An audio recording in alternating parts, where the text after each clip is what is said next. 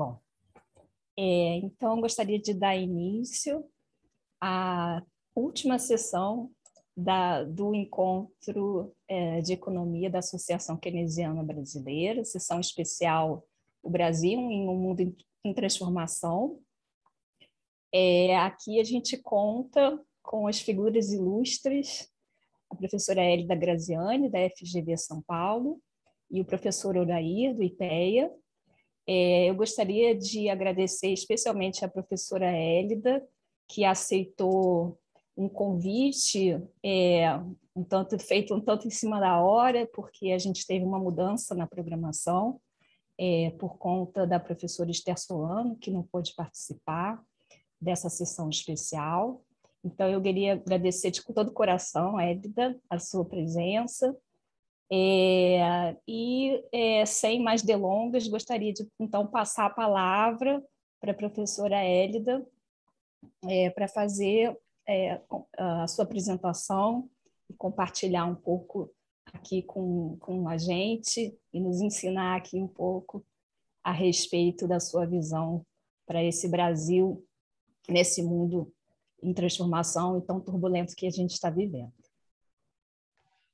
Obrigada, Júlia. É um prazer imenso, como eu tinha dito há pouco, também na companhia do Rodrigo, debater o porvir, né? Pensar um momento de saída da pandemia, mas também a crise fiscal, o horizonte da nossa democracia tão frágil.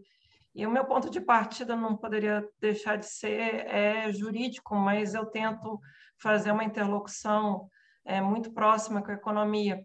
Agradeço, portanto, o convite também ao Fábio, conterrâneo, né, de Minas, e, portanto, essa paciência, esse comer pelas beiradas, esse esforço paulatino de busca de conceitos, tensionando, por exemplo, um ajuste fiscal incidente apenas sobre despesas primárias.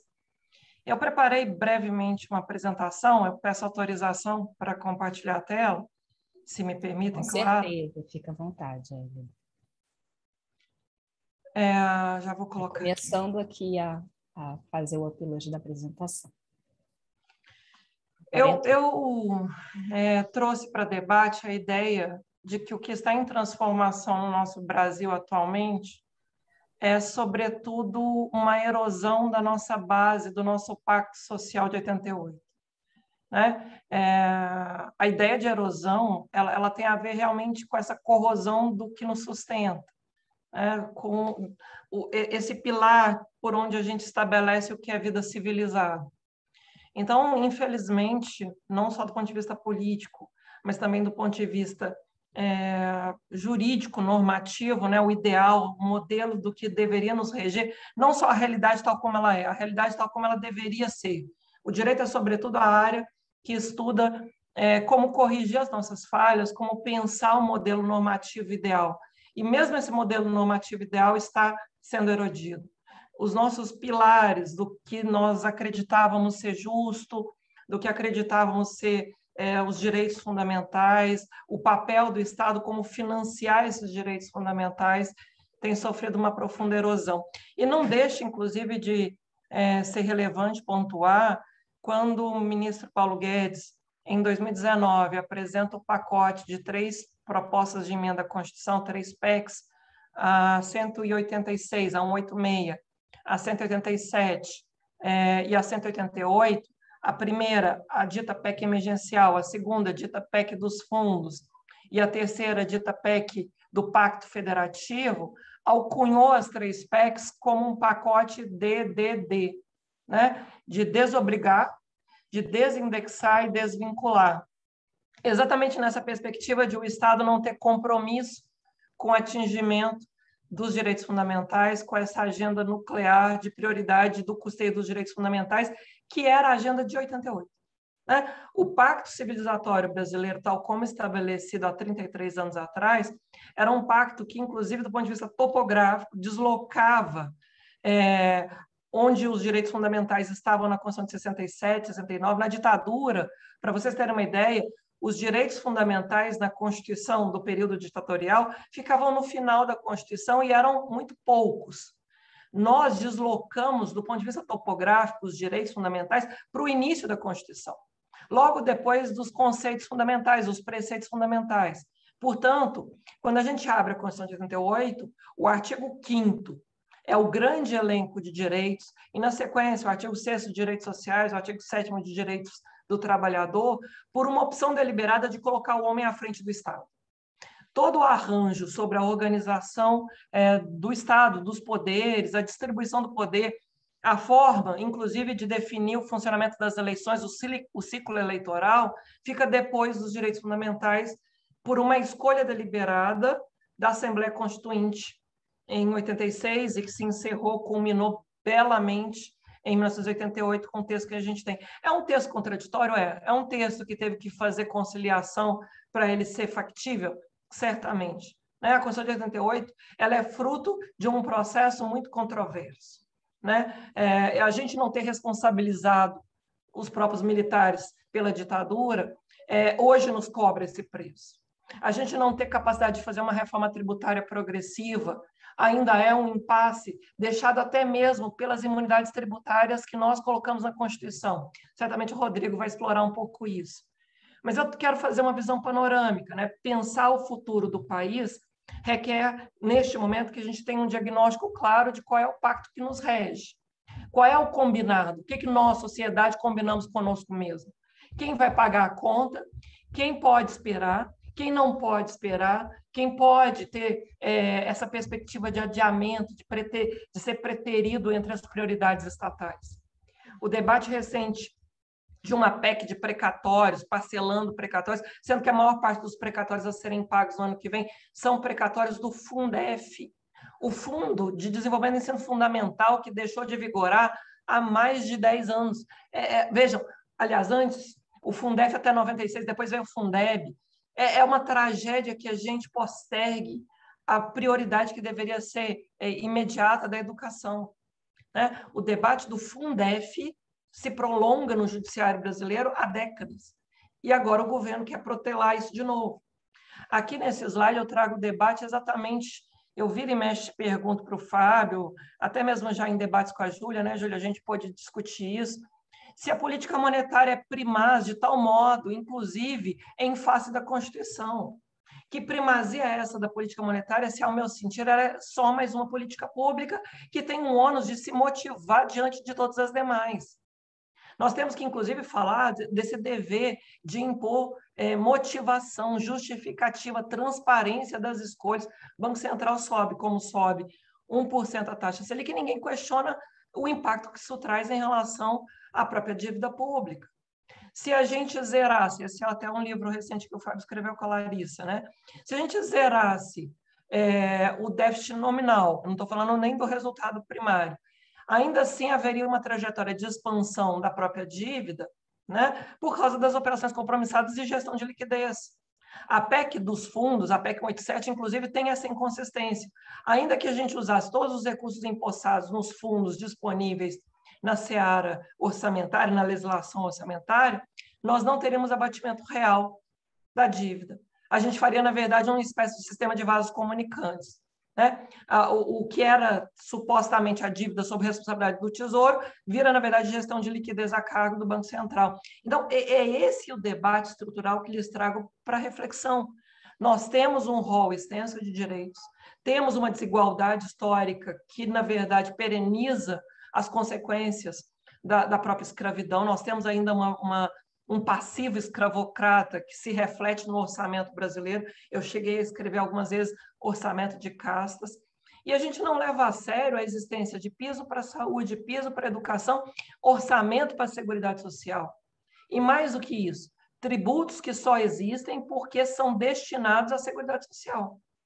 Há espécies tributárias cuja existência no ordenamento brasileiro só se justifica porque destinados à Seguridade. A Seguridade é o tripé: saúde, assistência e previdência. Por isso eu trago para reflexão essa perspectiva de que a Constituição ela tem sido ela própria erodida, ela própria sujeita a filtros interpretativos que a reduzem. É como se a Constituição fosse sempre impugnada por não caber no orçamento. Eu devolvo, quando ouço esse tipo de interlocução, se existe orçamento legítimo fora da Constituição. Se existe capacidade tributária, se não para cumprir os fins constitucionais. Se existe gestão legítima da dívida, postergando indefinidamente o cumprimento dos direitos fundamentais. Aí vai se acumulando esse mal-estar de inadimplemento dos direitos fundamentais, que depois, mais cedo ou mais tarde, vira disputa judicializada, vira precatório, vira esse passivo colossal na fila de espera do Bolsa Família, vira esse passivo colossal dos restos a pagar no piso, computados no piso federal em saúde. Isso são alguns exemplos para vocês verem que adiar é uma forma de ajuste fiscal, só que não assumido. É um ajuste opaco, é um ajuste não declarado, é uma mitigação do Pacto Constitucional Civilizatório de 88. Tanto quanto, aí já de forma mais explícita, as opções de ajuste fiscal que fizemos, muitas, a maioria delas, via ato das disposições constitucionais transitórias. O ADCT, essa sigla que nós usamos no direito, como o próprio nome indica, é um conjunto de regras de transição. Ou seja, quando saímos da ditadura e entramos no modelo democrático republicano que a Constituição nos provoca, eram regras apenas de ajuste, de adaptação.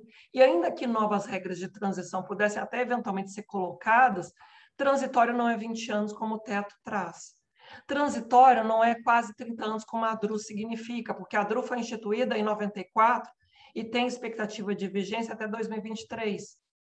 Apenas para que vocês tenham clareza para fins de comparação, transitório para nós no direito é a noção de despesa corrente referida a um material de consumo, cuja duração é até 2 anos. Né? O material de consumo é o que dura até 2 anos. Se durar mais de 2 anos, já é material permanente, eu posso computar como despesa de capital. Ora, é inadmissível um transitório vintenário, um transitório que vai superar e vai chegar quase à casa de 3 décadas, como o caso do Fundo de Estabilização Fiscal, depois redenominado, aliás, Fundo Social de Emergência, depois Fundo de Estabilização Fiscal e depois somente só a ADRU, a Desvinculação de Receitas da União. É esse desarranjo com as regras originárias que eu cheguei a escrever certa vez como um retrato de Dorian Gray, onde a gente esconde o nosso cinismo, onde a gente faz de conta que leva a sério o texto permanente. E veja, a DRU é um mecanismo, inclusive, de não repartir recursos com os entes subnacionais, que são os entes que, de fato, executam na base os serviços essenciais para o cidadão. Se eu não reparto as contribuições sociais, eu prejudico a própria capacidade fiscal de ampliar o SUS, de ampliar e oferecer com qualidade a educação básica obrigatória. Esse é um pouco do debate também do imposto de renda agora. O governo federal literalmente constrange, no limite, a própria responsabilidade solidária pela execução de serviços públicos essenciais, porque, de fato, se trata de uma responsabilidade solidária. Bom, o debate da meta de resultado nominal, que nunca é posto, nunca é trazido nem como dever de motivação, é sempre só a meta de resultado primário que produz todos os efeitos, inclusive de contingenciamento lá no artigo 9º da Lei de Responsabilidade Fiscal. A falta de limite para a dívida consolidada imobiliária. Eu sei que vocês, economistas, de vez em quando acham que eu sou economista e até eu brinco com o Fábio. Eu já brinquei com a Júlia também, né, Júlia? A gente teve num debate certa vez. Eu adoro economia, eu tenho um prazer imenso de ler textos de economia, mas eu não tenho formação na área. Né? E eu sempre trago as indagações da área do direito, mas numa interface muito respeitosa com a economia, o medo que vocês têm de serem obrigados a motivar, a serem obrigados a explicitar com transparência esses custos e riscos. Né? Porque, senão, a perspectiva agora de um Banco Central autônomo, na forma da Lei Complementar 179, é que ele se torne supostamente autônomo apenas das instâncias democráticas de controle, mas cada vez mais capturado pelo mercado financeiro que ele deveria regular. A porta giratória que o diga. A gente não tem sequer uma quarentena adequada para proteger, tanto quanto possível, esses operadores que estarão na qualidade de reguladores, de depois voltarem ao mercado e, portanto, atuarem em conflito de interesse. Então, o que a gente pede, no caso do limite de dívida consolidada imobiliária, é que se cumpra a Constituição, porque essa é uma norma de 88. É uma regra da Constituição tal como foi posta na redação originária. Eu vou até mencionar os dispositivos apenas para que vocês vejam que não sou eu que estou pedindo de forma conceitual, é um dispositivo normativo dado pelo Constituinte originário. Eu me refiro ao artigo 48, inciso 14, e ao artigo 52, inciso 6º, ambos da Constituição de 88, na sua redação originária. Não é sem razão que o próprio TCU tem reforçado a necessidade de limite para a dívida. Não se trata de limite a tolher a autonomia, a capacidade de flexibilidade de atuação da autoridade monetária e tudo mais. Não, mas é um limite que traz um constrangimento de motivar, que traz um diálogo mais transparente sobre o peso das despesas financeiras. A gente precisa fazer um debate de ajuste fiscal que pense o orçamento na sua integridade. O orçamento não é só a despesa primária. O orçamento também traz opções de arrecadação e traz despesas financeiras. Tudo isso, direto ou indiretamente, sendo processado no limite no âmbito da dívida pública. A dívida pública é onde, de fato, existe o acoplamento das políticas macroeconômicas. É na dívida pública que se encontra a política fiscal, a creditícia, a cambial e a monetária.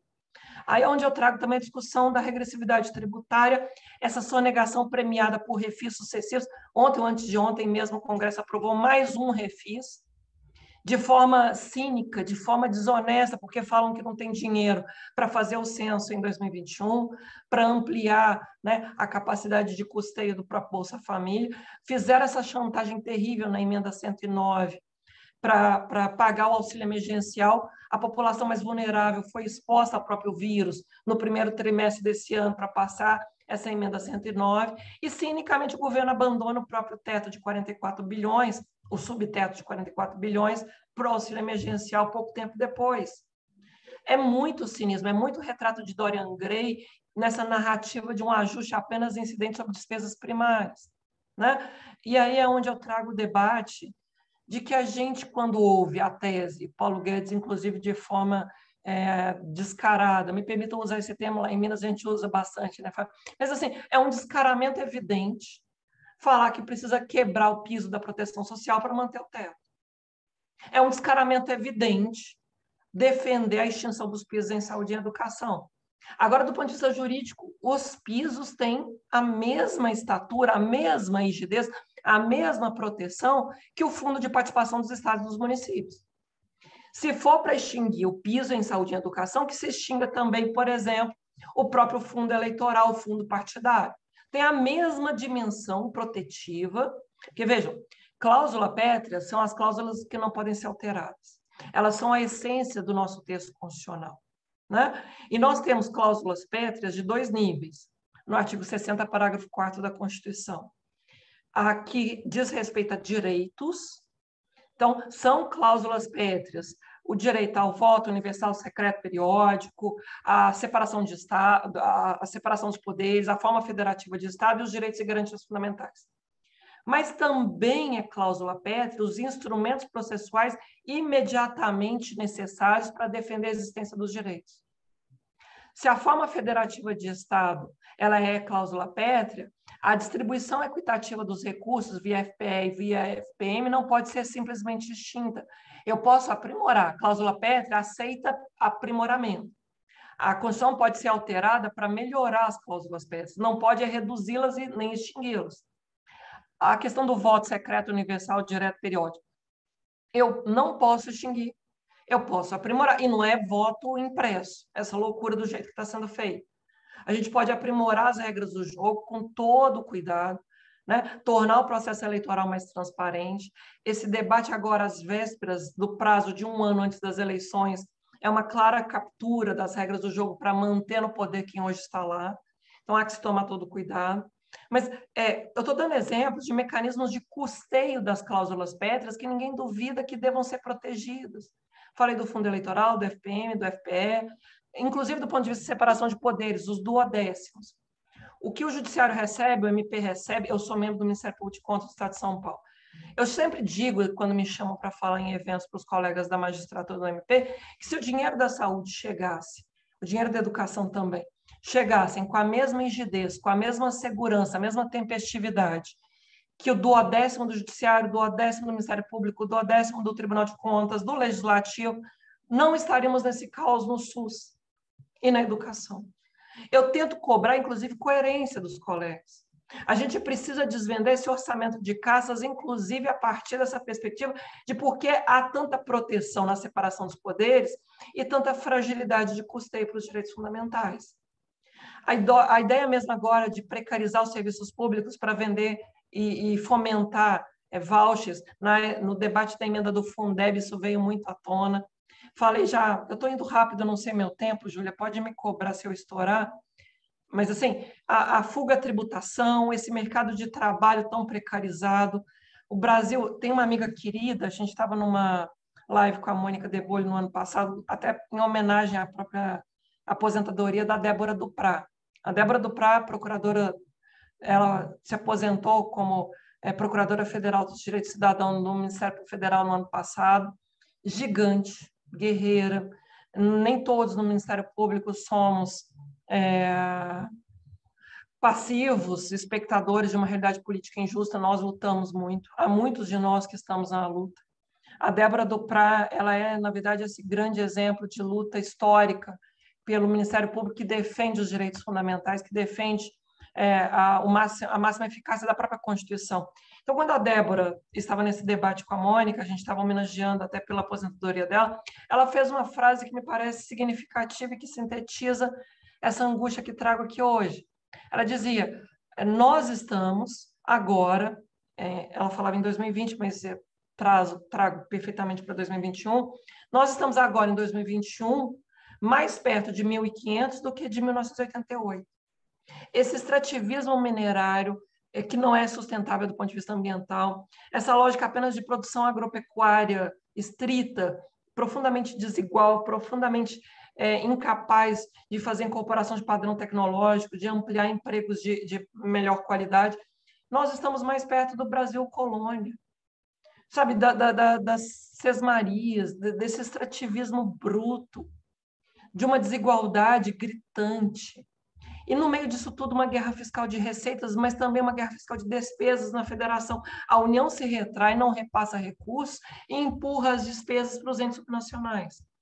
E, ao mesmo tempo, o teto que constrange o financiamento dos direitos fundamentais abre brechas grandes, profundas, para esse patrimonialismo de curto prazo eleitoral, para atender a expansão do fundo eleitoral, as emendas de relator RP9, né? RP é resultado primário, indicador de resultado primário 9, assim como essa alocação dramaticamente balcanizada do orçamento, porque não é aderente ao planejamento setorial das políticas públicas. O teto não melhorou a qualidade do gasto. O teto só ampliou a lógica do farinha pouca, meu pirão primeiro. E aqui eu trago o debate, já efetivamente caminhando para a conclusão. Será que a gente pode acatar essa erosão fiscal da própria Constituição?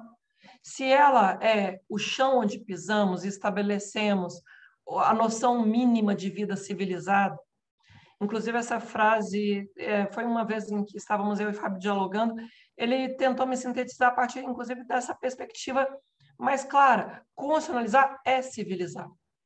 Somos um país tão incivilizado porque não cumprimos minimamente esse projeto de vida comum que ousamos estabelecer em 88. E aqui eu trago de novo a grande questão. Por que dizem que a Constituição não cabe no orçamento? O que é conteúdo e o que é continente? De novo, eu devolvo, só existe orçamento legítimo à luz da Constituição. Quem vai ser chamado a pagar a conta do ajuste? O debate que o Piketty tem feito no mundo, e no Brasil, Pedro Sousa, o Marcelo Medeiros, o próprio Orair e o Gobetti, eles têm feito, a gente precisa falar da desigualdade estrutural que prejudica e torna impossível uma democracia substantiva. A pandemia desvendou de forma brutal. Eu me lembro, inclusive, uma capa do jornal assim, a manchete do jornal da Folha em um dia, em que se discutia a prorrogação do auxílio emergencial, em que a foto principal da primeira página do jornal era a disparada de vendas de iates. Ou seja, o Congresso estava debatendo a prorrogação do auxílio emergencial, a existência dos invisíveis, os 40 milhões que não tinham sequer garantia mínima de sobrevivência, a insegurança alimentar, e o jornal dando como manchete ali na foto, que fala por si só, de um mercado superaquecido de compra de iates, que não pagam IPVA. né? Jatinhos e atos, é uma expressão da nossa desigualdade brutal. O artigo 23, parágrafo 1 da Constituição, ele pede regulamentação, do ponto de vista federativo, das várias políticas públicas em busca do desenvolvimento e do bem-estar em âmbito nacional. Essa é uma locução que a gente não explora. Desenvolvimento e bem-estar em âmbito nacional. Nós não cumprimos sequer essa perspectiva de por que temos uma federação. Quais são as responsabilidades plurilaterais entre todos os entes? Por que a União se ausenta tanto? Por que a União quer pedalar, literalmente pedalar precatório de Fundef, que ela deve para os 9 estados mais vulneráveis fiscalmente do país? Porque sequer conseguiram formar base fiscal para ter o valor mínimo de referência anual por aluno. O debate do Fundef era porque tinha um valor de referência anual por aluno que não era alcançado pelos estados e que a União deveria complementar, e a União falseava isso para ficar aquém do que era de fato devido. O Supremo deu ganho de causa a esses estados. E aí agora o Paulo Guedes diz que é um meteoro, mas é um meteoro de ignorância de um país que acumula, né, ainda agora, uma população com mais de 25 anos que sequer concluiu o ensino médio. Esse é o patamar de ignorância em que nos encontramos. A maioria da população adulta com mais de 25 anos não concluiu sequer a educação básica obrigatória, o ensino médio. Então, que futuro é esse, Júlia? Que futuro é esse? O Rodrigo que vai me suceder e certamente vai poder explorar um pouco as inconsistências das grandes questões fiscais que eu trago. Não é possível um futuro em que a gente exclua a maioria da população, com uma desigualdade tão grande que não se promova a oferta de direitos fundamentais. Esse curto prazo que o país agora entra numa lógica absolutamente desesperadora. Eu cheguei a falar para Adriana Fernandes no ano passado, numa entrevista para ela, de um feudalismo fiscal. É desesperador ver esse feudalismo fiscal, esse curtíssimo prazo eleitoral dominando o debate orçamentário. Tanto é que no ano passado a gente sequer teve comissão mista de orçamento. Tamanha loucura, insanidade. Este ano, o debate orçamentário caminha, infelizmente, para repetir essa lógica patrimonialista, esse debate pré-constitucional. Farinha pouca, meu pirão primeiro. Para encerrar o último slide, eu não consigo pensar o Brasil, o futuro do Brasil, Júlia, minha amiga, sem lembrar essa imagem. É uma imagem da camisa de um menino cuja mãe tentou socorrê-lo, e as últimas palavras que ele disse para a mãe, na comunidade da Maré, no Rio de Janeiro, ele disse para a mãe o seguinte: mãe, mas eles não me viram com a camisa da escola. Eu lembro que poucos dias depois, uma semana depois, eu fui num evento até lá no MP do Rio para falar de educação, e eu falei: olha, como é que a gente aguenta ouvir a mãe dizendo que o filho morreu, reclamando que a polícia o atingiu pelas costas, mesmo ele indo para a escola. E a fala da mãe aqui é uma síntese do momento que eu percebo o país hoje. A mancha é uma mancha de vergonha porque a gente mata as nossas crianças. A própria música Haiti, né, do Caetano Veloso. O Brasil ele tem que ser chamado, inclusive, a se colocar diante do espelho de forma mais honesta, menos cínica, né, menos retrato de Dorian Gray. E, portanto, sintetizo também com a música que o Cazuza compôs com Arnaldo Pires Brandão, e que traz bem a perspectiva máxima que me parece sintetizar o que a gente vive hoje. Transforma o país inteiro em um puteiro, pois assim se ganha mais dinheiro. Vocês desculpem o barulho aqui, a gatinha resolveu ir ao toalete dela agora, ela está fazendo barulho da caixa de areia. Mas eu sintetizo exatamente, não sei se vocês estão ouvindo, a minha gatinha está fazendo um certo barulho, mas eu sintetizo a minha apresentação, Júlia, agradecendo a atenção, com o Cazuza. Nós vivemos hoje, neste momento, um risco grande de erosão constitucional. O presidente da República xingar ministro do Supremo Tribunal Federal, ameaçar de um golpe, mais uma vez um golpe ditatorial, como se estivéssemos em 1964, porque a gente ainda vive nessa lógica de transformar o país inteiro em um puteiro, pois assim se ganha mais dinheiro. Obrigada a todos pela atenção. Fico à disposição para o debate. Obrigada, Hélida. Enorme agradecimento, palmas, essa apresentação tão contundente e, ao mesmo tempo, que nos ilumina, né, com essa visão tão necessária do direito, né? É um dever nosso como economista entender o ponto de vista do direito e tentar travar esse diálogo. Eu vou, então, passar a palavra para o Rodrigo Urair, também agradecendo a presença e por ter aceito o nosso convite, de falar também sobre esse mundo, esse Brasil, e essas questões orçamentárias e tributárias nesse mundo em transformação. Bom, obrigado, Júlia. Obrigado. Primeiro, agradecer o convite, é uma grande honra, né? Pessoas aqui que eu acompanho o trabalho, que tem um carinho muito grande. Hélida, é um prazer acompanho muito o seu trabalho, é um prazer estar dividindo o palco com você. Júlia também dispensa comentários, acompanho, leio as suas coisas, é um prazer estar aqui na mesa com você. Agradecer o Fábio, né? Fábio também leu o recente livro, parabéns aí pelo trabalho, parabéns pelo trabalho na associação. E vários outros amigos aí, só olhando pelas câmeras abertas, né? Fernando Ferrari, que a gente acompanha há tanto tempo também, Fabrício Mício, Fernanda, Ricardo Amorim, que é um prazer revê-lo aí, o Juliano, para não falar quem está com a câmera fechada. Então, me sinto muito acolhido entre amigos aqui, né? Quando o Fábio entrou em contato, né, sobre a discussão mais de mudanças globais e como é que o Brasil estava inserido, eu propus falar um pouco um texto que eu fiz, aí uma versão mais resumida, saiu num livro organizado pelo Pedro Rossi, Esther Dweck e a Ana Luísa, Economia Pós-Pandemia. Eu não gosto de fazer jabá, não, mas é porque, como esse é de graça, todo mundo pode baixar na Amazon, não é jabá interesseiro, não ganhei nada. A ideia é mais de... Então, ali um pouco sintetiza essas ideias, então a minha apresentação vai ser um pouco discutir algumas tendências globais. Meu foco vai ser mais de tributário, embora tenha a ver algumas tendências mais estruturais, e depois mostrar como que o Brasil está completamente de costas para o mundo e como que o que a gente está discutindo tirem suas próprias conclusões, tá? O ponto central, assim, eu já vim estudando isso antes da pandemia, mas a pandemia levou essa discussão para escala muito maior. Mas tem aí pelo menos 4 mega tendências globais. A primeira delas é que parece que estamos aí numa onda schumpeteriana de revolução criadora, né, de destruição criadora tecnológica.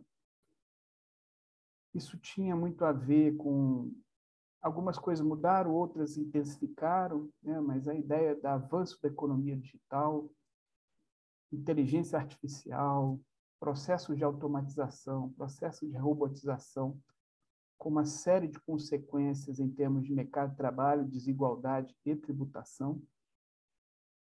Uma segunda tendência também muito clara é da maneira como se organizam os arranjos globais produtivos, a capacidade de você deslocar empregos manufatureiros ao redor do mundo. Uma tendência demográfica, as pessoas estão vivendo mais, permanecendo mais tempo no mercado de trabalho, as reformas previdenciárias estão forçando isso, com padrões muito mais instáveis de carreira, né, novas formas de inserção no mercado de trabalho, e aí proteção social contributiva tendo aí muita dificuldade, maior risco de pobreza, maior risco de obsolescência de qualificações, necessidade de requalificar, principalmente o trabalhador médio mais velho, etc. E, por fim, crise climática. Tá? Seria a 4ª mega tendência global. Então, resumindo, né, uma revolução tecnológica, mudança de arranjos produtivos globais, demografia, crise climática também não só entendido como aquecimento global, mas a ideia de eventos extremos climáticos, né? Eu vim por coincidência, estou em São Paulo, estou passando um frio que há muito tempo eu não sabia o que é. Eu moro hoje em Brasília. Mas, assim, se isso não é crise climática, né? Eventos cada vez mais extremos, eu não sei dizer o que é. E uma preocupação em mitigá-los Isso também tem impactos na indústria manufatureira, tem impactos na estrutura ocupacional, tem impactos, né, na desigualdade, tem uma série de consequências. Passando bem rapidamente para pegar mais a questão tecnológica, né, há uma ideia aí, pegar mais simplificada a questão da economia digital, mas assim, a ideia de que você tem, de fato, processos disruptivos, tá? No sentido schumpeteriano, nós estamos aqui entre economistas mesmo.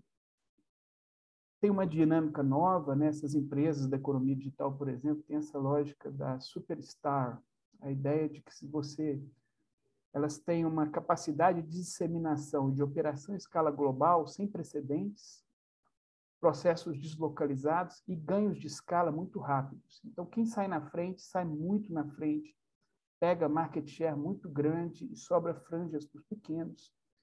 E uma tendência à concentração dos lucros, né, muito grande, tendência de operarem com altíssima lucratividade em escala global. Outra característica dessa nova economia é a ideia do espaço de trabalho fissurado. Fissurado não no sentido de fissura, no sentido de frestas, de buracos, né? Você não tem mais aquela planta industrial que você tem ali todas as etapas produtivas, a força de trabalho. A ideia de uma coisa disseminada globalmente, cheia de fissuras, prestadores e subprestadores de serviços com outras modalidades de trabalho, colocando a mão de obra em competição global entre si e baixíssimo poder de barganha de trabalhadores. Tá? Uma terceira questão, isso tem muito a ver com a economia de plataforma, né? O Uber, o iFood, o que quer que seja. Eles se dizem meramente trianguladores das operações, eles não se dizem empregadores, eles falam, não, eu estou simplesmente juntando dois prestadores, um prestador de serviço e um consumidor, mas eles têm estruturas de monopsônios. Né? Monopsônio é o equivalente ao monopólio, só que no mercado de trabalho. Poucas empresas que controlam massas assim, né? Se a gente está debatendo agora a privatização dos Correios, hoje o Uber tem 2 vezes mais colaboradores, eles chamam de colaboradores, do que, né, o maior empregador tradicional do país. Tudo isso converge para uma enorme concentração do capital e baixo poder de barganha dessas pessoas que não dá nem para se falar trabalhadores, ocupados. Né? Então, você tem uma tendência muito grande essa de escala global. Em termos de mercado de trabalho, já se vinha discutindo isso desde antes da pandemia, e aí eu chego na questão tributária, mas a ideia, assim, quer dizer que está vindo aí um mundo distópico sem empregos? Não necessariamente. Tá? Ela também é muito geradora de ocupações. Basta ver o Uber, basta ver o iFood, etc. Mas o que sim tem mais clareza é uma tendência de polarização. Isso sim, há uma ideia de polarização do mercado de trabalho. Por um lado, a geração de ocupações dinâmicas no topo, para aqueles que concentram capital, acumulação. Na estrutura média ali de empregos, ou mediana de empregos, uma tendência a desaparecimento de muitas ocupações, o telemarketing, caixa de supermercado, operador de empilhadeira, todas essas coisas com sobrenome risco, taxista. E, de outro lado, uma geração de subemprego ali na base da distribuição muito grande.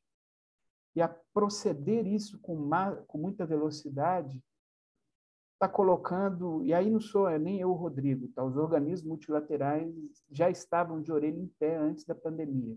Tá?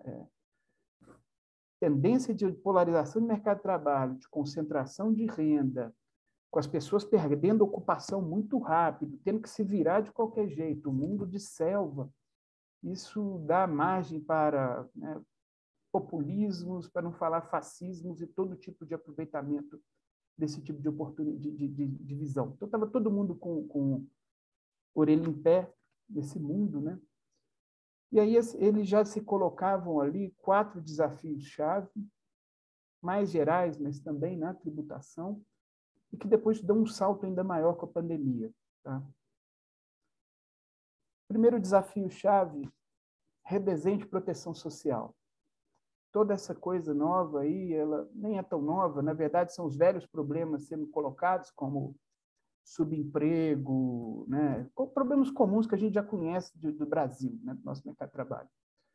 Mas a ideia é que você vai precisar de uma proteção social mais ágil. Tá? Não dá para ser a mesma proteção contributiva, os arranjos salariais não são arranjos as modalidades de emprego são contratos variáveis, sem compromisso de horas trabalhadas. Então, você vai precisar de mudar a estrutura de financiamento, sair da folha, e vai precisar também de ter uma resposta mais rápida para esse troço. Segunda tendência, resgate da progressividade tributária, em particular a progressividade no topo, né? Esse é um debate também que eu sempre gostei de fazer, aí eu me encontrei dentro desse negócio das megatendências globais. Durante os anos 80 e 90, o mantra do mainstream, né, era de que a tributação tinha que se abster de objetivos distributivos e que distribuição de renda se fazia gasto focalizado, faz um programa Bolsa Família, e a tributação tem que ser neutra, e mais do que isso, eu tenho que dar benefícios para a renda do capital, com a ideia do trickle-down economics, né, a ideia de que vai respingar para os mais pobres. Desde a crise de 2008, se vem ganhando cada vez mais consciência, e aí eu não estou nem falando da Associação Keynesiana Brasileira, que sempre esteve desse lado, estou falando dos organismos multilaterais, da FMI, da OCDE, do Banco Mundial, de que essa agenda não trouxe crescimento, não trouxe emprego, os benefícios do capital geraram uma série de brechas de planejamento tributário e que, portanto, geraram ineficiências e também abriram espaço para aumento da desigualdade no topo. De 2008 para cá, você tem uma revisão dessa literatura, você tem uma revisão dessas práticas. Começa com a crise de 2008, depois, já em 2014, você tem um período recessivo nos principais países, isso não se fala no Brasil, não sei por quê, mas o mundo já tinha uma crescente preocupação com recessão, ociosidade, baixos níveis de emprego, e, em particular, a ideia de que a recuperação foi lenta e mais rápida no topo do que na base da distribuição de renda. Então, você tem um resgate dessa agenda de progressividade tributária e de preocupação com a desigualdade. Agora, com a pandemia, ela dá um salto maior ainda. Tá? Depois eu falo um pouquinho, bem rapidamente, da questão da pandemia. Um terceiro desafio-chave tem sido economia digital e multinacionais. A ideia das multinacionais é que essa mesma agenda abriu muitas brechas para paraísos fiscais, então você começou a ter uma convergência de fechar isso, impor padrões mínimos, trazer para o destino e não para a origem, podemos debater esse tema. O Biden lá nos Estados Unidos, mas também os europeus, isso é a coisa mais forte nessa direção. A economia digital, a ideia de que eles surgiram muito rapidamente e altíssima lucratividade, uma série de peculiaridades, os sistemas tributários não se adaptaram, que também há um canal aí por... E, por fim, a quarta e última mega tendência global é da criação de sistemas de políticas ambientais. Um dos objetivos é justamente, né, financiar a transição global, e aí o sistema de tributação, se quiser, depois a gente debate mais sobre essas quatro coisas. Então, nós temos 4 tendências e nós temos aí 4 desafios-chave que já vinham antes da pandemia, né? Redesenhar a proteção social, resgatar a progressividade no topo, e, em particular, a progressividade da renda do capital, debate da economia digital e das multinacionais e, por fim, dos sistemas de políticas ambientais. Então, muito relacionadas as duas coisas, as tendências e os desafios. Vem a pandemia. Tá? A pandemia só reforçou essas coisas. Todas elas, de certo modo. A pandemia vem e ela mostra que as populações estão expostas a riscos muito diferentes. Então, quem é rico, quem tem poupança, quem tem qualificação, quem tem capital, foi para casa cuidar do seu home office, do seu teletrabalho, passar mais tempo com os filhos e se saiu até melhor, né? Poupou, enriqueceu, etc. Parte considerável da população, principalmente os trabalhadores em serviços de alto contato, não. Né? Esses mais expostos aos riscos sanitários, mais expostos aos riscos econômicos, mais expostos aos riscos sociais. A pandemia ela tem um padrão de resposta de política fiscal. Num primeiro momento, os países estão preocupados com a crise sanitária. Como é que a gente faz uma oferta emergencial e, ao mesmo tempo, achata a curva de contaminação do vírus, todo mundo preocupado mais com a questão sanitária. Isso vai tendo desdobramento econômicos, sociais, E aí passa a ser como viabilizar os distanciamentos sociais, como mitigar esses riscos sociais e econômicos. Na medida que os países vão avançando na vacinação e vão conseguindo controlar a crise sanitária, né, ou pelo menos controlar a pandemia, e você está caminhando devagar, com todas as incertezas, para um período pós-pandêmico, você começa a ter os pacotes de recuperação fiscal. Há vários países anunciando seus pacotes. E aí você vê que eles têm aproveitar a janela de oportunidade para, não só do ponto de vista conjuntural, recuperar o emprego, recuperar o crescimento, mas também introduzir um conjunto de objetivos estratégicos de médio e longo prazo. Quais objetivos são esses?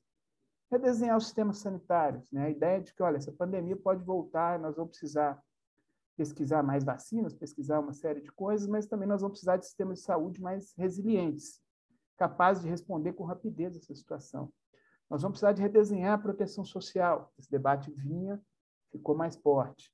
Nós vamos precisar de redesenhar os temas econômicos, nós vamos precisar de investir em pesquisa e tecnologia, em pesquisa e desenvolvimento. Nós descobrimos que tem uma série de problemas de cadeias produtivas, está faltando chip, está faltando isso, está faltando aquilo. E também alguns desafios de longo prazo distributivos e desafios da economia ambiental, a ideia também de transitar para um mundo, né, menos danoso ao meio ambiente. Tem hipóteses, muito fake news por aí, mas a ideia de que, as principais hipóteses, né, que a pandemia tem a ver com avanço sobre áreas de fronteira agrícola e que isso pode voltar a qualquer momento, a não ser que você cuide da saúde e cuide também do meio ambiente. Essa é a tônica, tá, dos países. É isso que eles estão olhando. Eles estão olhando para mega tendências globais, eles estão olhando para as questões da pandemia e para esses objetivos de médio e longo prazo, e aí redesenhando seus sistemas tributários à luz dessas quatro coisas que eu falei. Proteção social, resgate da progressividade, uma tendência muito clara, economia digital, fechar o cerco às multinacionais e sistemas de políticas ambientais vindo pelo lado tributário. E o Brasil com isso? Tá? Aí eu vou fazer o ponto de contato mais com a fala da Hélida. Zero. Tá? Não tem quase nada. Zero. Debate de proteção social no Brasil. Zero. Você tinha o Bolsa Família. Dentro das políticas, né, emergenciais, surge o auxílio emergencial. O auxílio emergencial é enviado para o Congresso com R$200, o Congresso joga para R$600. Isso muda o patamar do debate de proteção social no Brasil, porque em um mês o auxílio emergencial tem o orçamento de um ano e meio do Bolsa Família. Então, o auxílio emergencial no ano passado eram 45 bilhões de reais por mês. O Bolsa Família é 30 e pouquinho. Então, o auxílio emergencial é um mês de auxílio emergencial, é 1 ano e meio de Bolsa Família. Desde o ano passado está claro que não dá para voltar para aquele antigo normal, ainda mais na situação que a gente está indo para aí. Todo mundo falando com ele. Em que pé está esse debate? Esse debate está basicamente um debate eleitoreiro, se você bota precatório aqui para abrir espaço para ter um pouquinho mais de Bolsa Família. Esse debate é absolutamente nulo. Debate de resgate da progressividade tributária no topo. Esse também é muito interessante, que é o nosso projeto de lei de reforma tributária que foi encaminhado para o Congresso aí há algumas semanas. O governo vem, né, o candidato, ele propõe que aumentaria o limite de isenção do imposto de renda das pessoas físicas para R$5.000 durante as eleições. Um ano antes da próxima eleição, ele está entregando com R$2.500, metade do que prometeu. Isso significa 22 bilhões de reais na mão da classe média no ano de eleição, ano que vem, com o objetivo de gastar. Tá? É isso que se trata, essa reforma. Então, nós temos aí uma reforma tributária que está desonerando a classe média em 22 bilhões de reais no ano de eleição. O velho e bom, nós temos na Associação Keynesiana Brasileira, o velho e bom Calé, que é um dos pioneiros nos estudos de ciclo político eleitoral. É disso que se trata, ciclo político eleitoral. A conta ia ficar alta, parte disso foi compensada dentro do próprio imposto de renda, mas é interessante uma outra compensação que teve disso, né? Hoje você tem uma Receita Federal que, por incrível que pareça, pessoas que captam essas áreas internacionais. Eles estavam estudando essas tendências de progressividade, tendência de resgate da tributação do capital. Por uma coisa inacreditável, tá? Esses caras vão e dão uma solução para fechar a conta. Qual que é a solução deles? Seguir a tendência internacional, reduzir um pouquinho a alíquota de tributação no nível da empresa e restituir a tributação de dividendos no nível da pessoa física no Brasil. Esse, para mim, é o debate mais importante de progressividade tributária no Brasil. Tá? Dá um exemplo aqui. Por que isso? Né? Porque o grosso da renda dos muito ricos é a renda do capital. A renda do capital goza de incentivos e não paga no nível da pessoa física. Se quiser, depois a gente debate sobre isso. Então, eles propõem restituir isso. Então, você vem uma reforma que, inacreditavelmente, ela vem com um duplo papel. De um lado, desonera a classe média, com objetivo eleitoral, ruim. De outro lado, ela vai onerar a renda do capital no topo da distribuição e aí fecha a conta uma coisa com a outra. Fora isso, essa reforma também tem um pacote, um pacote anti-elisivo bastante relevante, uma série de medidas de coibir práticas de elisão tributária no Brasil, isso vem da Receita. Quando esse troço sai do governo, do Poder Executivo e entra no Congresso, quando pisa no Congresso, logo depois o nosso ministro faz uma live com a XP, uma live parecida com essa que a gente está fazendo aqui. Ele vira lá para a XP e fala, não, aquilo ali foi um pacote de maldades da Receita. Olha, gente, a Hélida conhece um pouco o governo. Receita não manda projeto de lei para Congresso, isso não funciona assim. A Receita pode mandar para o gabinete do ministro vai trabalhar na proposta, vai juntar com a Casa Civil, vai trabalhar junto com a Presidência da República, e a Casa Civil é a Presidência da República que encaminha. Isso não existe, a Receita mandar nada. Mas ele diz, isso é um pacote de maldades da Receita. Na verdade, a gente queria balançar o coqueiro, fazer os cocos caírem, com o objetivo de incitar o debate. Pois bem, uma vez que entrou na Receita, entrou dentro do Congresso, o Congresso está desidratando todo o pacote de anti-elisão, todo o pacote anti-elisivo, e está transformando essa proposta que vinha neutra, que vinha uma desoneração da classe média, posso discutir, não gosto, mas vinha uma desoneração da classe média compensada pela oneração dos ricos, da renda do capital nível da pessoa física, ele se transformou numa dupla desoneração, uma desoneração não só da classe média, mas também uma desoneração da renda do capital, principalmente via imposto de renda de pessoa jurídica. Então, o debate da progressividade que talvez estivesse presente, ele praticamente acabou, zerou, e aí se transformou uma grande desoneração da renda do capital. E aí, de novo, não tem esse debate. Tá? Debate de economia digital e de multinacionais, zero. Zero, não tem. Tinha um pouquinho na proposta de IVA e tal, mas ele também está absolutamente presente, nós estamos reféns, e, na verdade, até tinha uma agenda anti-elisiva bem importante que foi desidratada agora no Congresso. E, por fim, o debate de economia ambiental, não preciso nem de dizer, né? Acho que aqui estamos entre amigos. Né? Essa que é a reflexão que eu trouxe aqui para o debate, né, da mesa. Começar, então, pelas megatendências, né, os desafios chaves, e tentar argumentar pela ideia de que, olha, não estamos. Então, estamos na contramão, nós estamos num lugar, nós estamos numa ilha absolutamente fazendo, ou não fazendo, ou negacionismo, ou quando faz é para piorar o que lá está. Né? E aí me coloco também à disposição para a gente conversar, porque acho que não é nem um debate, né? Acho que aqui são tantos amigos, né? Tantas pessoas queridas, que é mais conversar, né? É mais qualificar e aprender e ouvir. Obrigado, viu, Júlia? Obrigado a todos aí pela paciência. Obrigada, Oraí, pela excelente exposição, também nos iluminando aqui, a ajudar também a pensar essas questões tributárias e como esses desafios que se colocam. Bom, a gente tem, então, um tempo para a gente debater. Eu queria deixar vocês todos à vontade para levantar questões, para fazer colocações, para compartilhar ideias, ou para fazer desabafos, que numa sexta-noite também está valendo. né? Então, se quem quiser fazer alguma colocação, outro pessoal se anima, então eu vou também fazer então posso fazer aqui algumas considerações.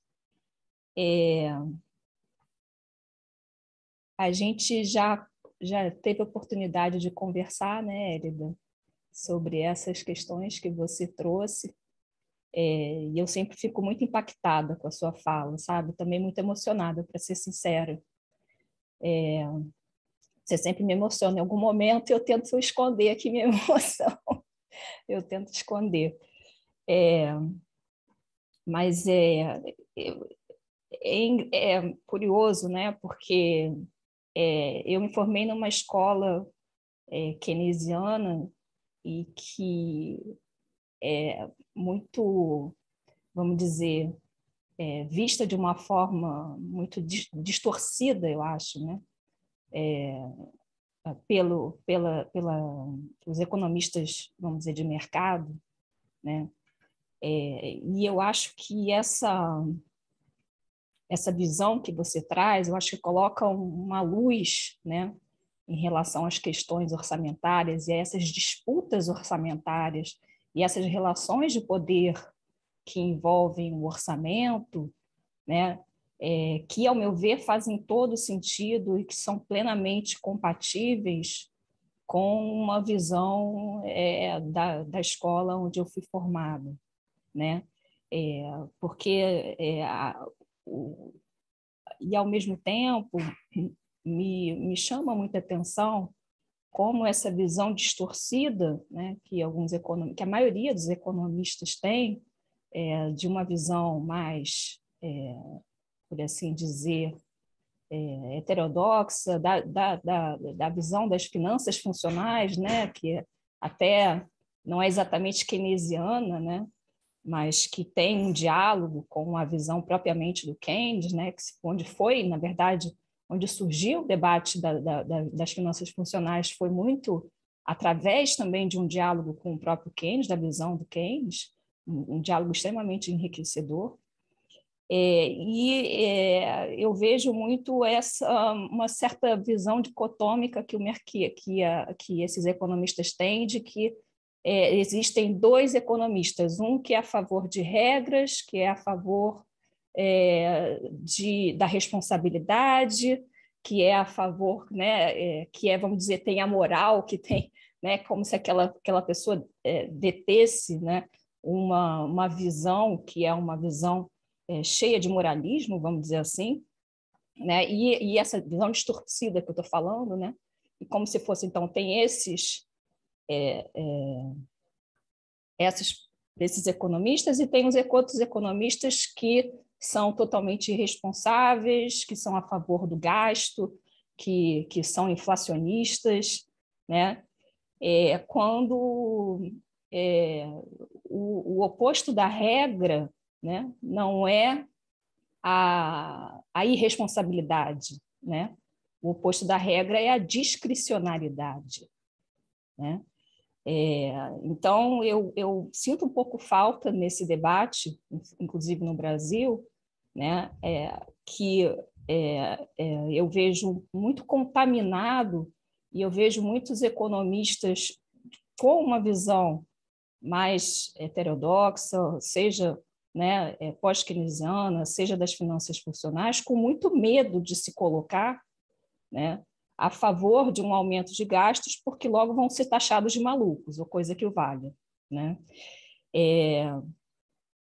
E aí eu também, assim, fazendo reflexões soltas aqui em relação a isso, né? Eu vejo uma falta de rigor também dos economistas, por exemplo, quando eles falam de risco fiscal, né? Eu vejo uma falta de rigor muito grande. Primeiro, em relação a como mede esse risco fiscal, né? Em segundo, que o risco fiscal ele é a culpa de todos os nossos males, como se fosse a culpa de todos os nossos males é o risco fiscal, né? Enquanto a questão é muito mais complexa, como você falou, é uma questão que envolve poder, que envolve castas, né? O risco fiscal ele magicamente sumiu, né, o ano passado, né? Então, a Selic 2% é porque o risco fiscal sumiu, e agora o aumento da Selic é porque o risco fiscal reapareceu magicamente, né? Júlia, não sei como você consegue, parece coisa de frequência de energia. O Fábio sabe, eu estou me debruçando profundamente sobre isso, e um dos livros que está aqui na minha mesa, não sei se você está vendo, ó, Sociedade de que Risco. barato. Assim, a gente tem que disputar os ganhadores e os perdedores de risco. O debate de risco ele não é isento de conflito político, ele tem uma normatividade que precisa ser construída. Mas você adivinhou exatamente o tema da minha investigação atual, minha amiga. Que bacana. Então, acertei aqui nas minhas reflexões soltas. E aí também eu queria fazer uma consideração com você, né, a respeito dessas regras que, como você colocou, né, elas valem quando interessa alguns poderes que elas valham e elas são simplesmente desrespeitadas, esse sim, né, desrespeitam as regras quando também lhe é interessante naquele momento, né? Então, até que ponto, né, essas regras são efetivas e ter colocado, você defende tanto a nossa Constituição, né, e me parece que o que eu acho muito preocupante é essa regra, as regras agora estarem sendo constitucionalizadas, né? A regra do teto foi uma regra que foi colocada na Constituição. Então, essa parte da Constituição, por exemplo, eu não defendo. Né? Você fala da Constituição, a Constituição de 1988, mas eu acho que essa regra é uma regra indefensável para um economista que tem uma visão de que não se pode congelar gastos por 20 anos em termos reais, porque isso não existe em qualquer parte do mundo, especialmente no mundo em crise e em transformação, né? Como o Rodrigo colocou aqui, e que tem tantas demandas. Né? É uma regra absolutamente que nos condena, né, à falta da política fiscal como instrumento estimulador da demanda. E que só vai, então, permitir que isso aconteça quando existe um interesse, né, de burlar a regra, né? O que aí acaba, sim, que me parece que esse risco aumenta, um certo risco jurídico que aparece, porque você coloca uma regra draconiana e aí depois você tem o perigo de burlar uma regra que você colocou como draconiana, e aí sim, me parece que aí aparece realmente um risco, porque uma vez que isso acaba sendo, de alguma forma, conturbando, né, a política, né? Mas eu queria também, então, o Fábio também quer fazer uma colocação, também... O Luiz Fernando tinha se inscrito logo no início também, viu, Júlia? Ele já tinha anotado desde o início aqui no chat. Eu vou abrir aqui, mas só mais uma Antes colocação. até do que o Fábio. Desculpa, é só porque eu vi logo no início. Eu não vi, a minha janela tá eu tenho que maximizar aqui. Obrigada. E também questionar ao Rodrigo como é esse debate em relação à tributação a essa economia moderna, digital, que é muito baseada em serviços, né? Como fazer isso sem desincentivar essas atividades e, ao mesmo tempo, sem penalizar, né, esses que não são trabalhadores, né? São pessoas ocupadas, né? São pessoas que estão tentando oferir algum tipo de renda, né, da maneira como a economia permite. Né? Então, esse tipo de tributação ao serviço, né, uma vez que no Brasil a gente tem uma tributação muito pesada para a indústria, mas não tem tanto para alguns, exclusive para essa nova geração de serviços que estão aflorando, né, e que cada vez mais, com a pandemia, como você falou, foram de uso intensificado. Mas então eu vou passar então a palavra para Quem foi que tinha? Agora não Luiz, está Luiz Fernando. Luiz Fernando, e depois para o Fábio, e aí depois eu vou devolver para os palestrantes, e depois a gente pode fazer mais uma rodada de comentários e questões. Luiz Fernando? Okay, boa noite a todos. Boa noite. Agora que eu estou te vendo, Luiz Fernando. Boa noite. Hélida, obrigado por lembrar de mim. Fiquei esquecido. Obrigado. Pedi desculpa que eu cheguei atrasado na apresentação, peguei só a parte final da Hélida, infelizmente. Então, eu vou fazer minha pergunta para o Rodrigo. Rodrigo, eu gostaria de ouvi-lo, né? Assim, qual seria a agenda de reforma do Rodrigo Orair, especificamente para o Brasil, no que tange a questão da progressividade tributária, que é um assunto que você tem estudado bastante, e essa questão da economia digital das multinacionais. É uma questão, acho que também interessante, aí, nobre. Não sei se você está estudando tanto isso, a questão da progressividade, com certeza. Gostaria de ouvir um pouco. Quais seriam as suas sugestões, né, de agenda para isso? Obrigada, Luiz Fernando, pela questão. E, então, desculpa que eu não te vi antes, Luiz Fernando, você não estava aparecendo para mim. Ainda bem que a Hélida me alertou aqui.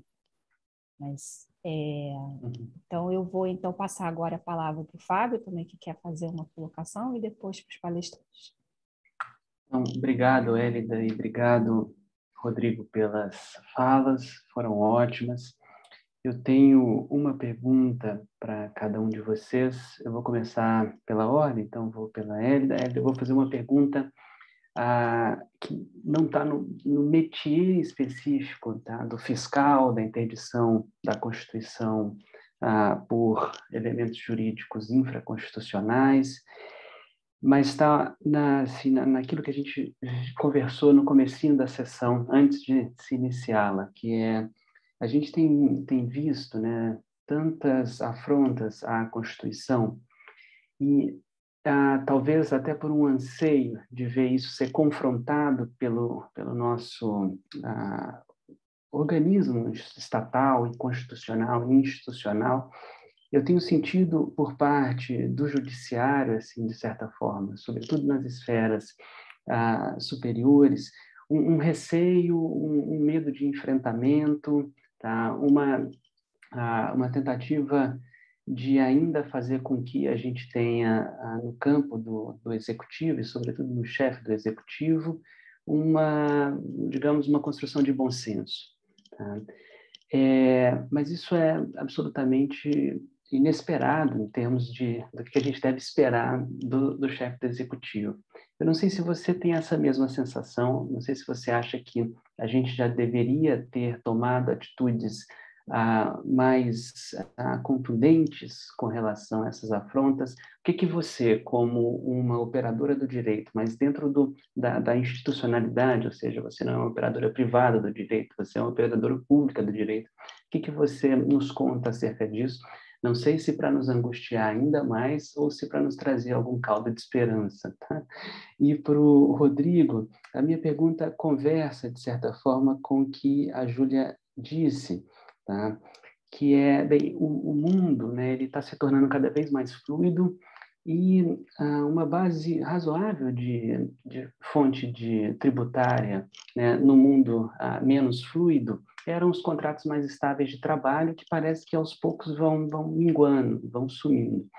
Ao mesmo tempo, né, as demandas por gasto público sobem em várias esferas, seja para atendimento da política social, seja para atendimento de política previdenciária, com uma população que vive cada vez mais, seja pela necessidade de se investir para a política industrial nesse mundo jupiteriano que você bem trouxe. Tá? Por exemplo, nesse mundo fluido, muito calcado em serviço, como a Júlia trouxe, né? Se a solução para melhorar a arrecadação tributária for tributar-se, né, indiretamente serviço, o que em tese, alguma coisa não neutra e talvez em muito regressiva, né, como é que a gente vai poder questionar? Tá? O que a discussão tem trazido acerca disso, né? E só um último comentário jocoso acerca da primeira fala da Júlia, que foi muito interessante, tá, Júlia? Assim, você trazer uma espécie de apreciação.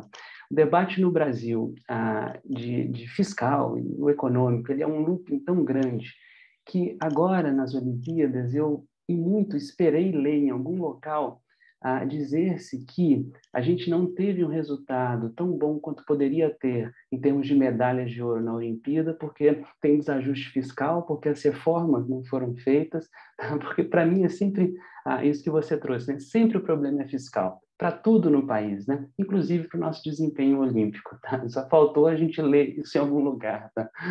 É isso, obrigado. Ferrari tá com a mão. Fernando. Deixe-me só complementar um ponto do Fábio, que ele trouxe para questionamento da Érida, mas antes de complementar, agradecer a Érida e o Rodrigo a apresentação de vocês, muito interessante, muito elucidativa e muito criativa, principalmente a Érida. O Rodrigo já vejo há muito tempo, a Érida não tenho tanta oportunidade de vê-la. Tá? Érida, pegando um gancho do questionamento do Fábio, será que essas intempestividades do Bolsonaro e do efeito manada, que eu chamo de bolsonaristas com parcos neurônios, não se manifestam recorrentemente em função da fragilidade das instituições? Ou seja, será que isso não é uma articulação de Bolsonaro, do núcleo duro dos militares mais reacionários, inclusive, que estão, de certa forma, respaldando essas intempestividades de Bolsonaro, para ficar numa palavra mais elegante e não tão jocosa? Não é pelo fato de que as instituições são extremamente fragilizadas. O próprio Supremo, semana passada, o Fux estava tentando dialogar com Bolsonaro, tentando ofuscar os ataques que foram realizados diretamente a ministros da Corte. Ou seja, dado isso, ou seja, será que isso aí não é uma arquitetura de Bolsonaro para justamente, havendo a possibilidade de perda das eleições de 2022, você preparar institucionalmente um golpe?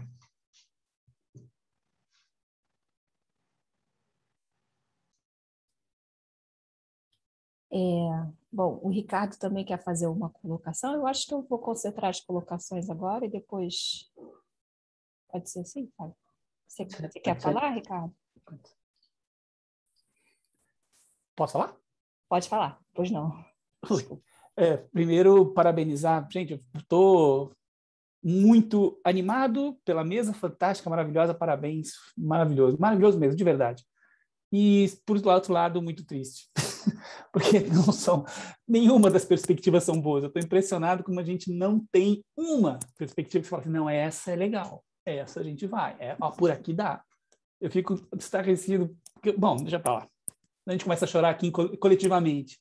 Minha pergunta, na verdade, é um comentário tanto para a professora Hélida, que eu não conhecia, professora, muito prazer, maravilhosa sua apresentação. O Rodrigo já é amigo, já conheço há um tempão, já é uma pessoa que eu admiro.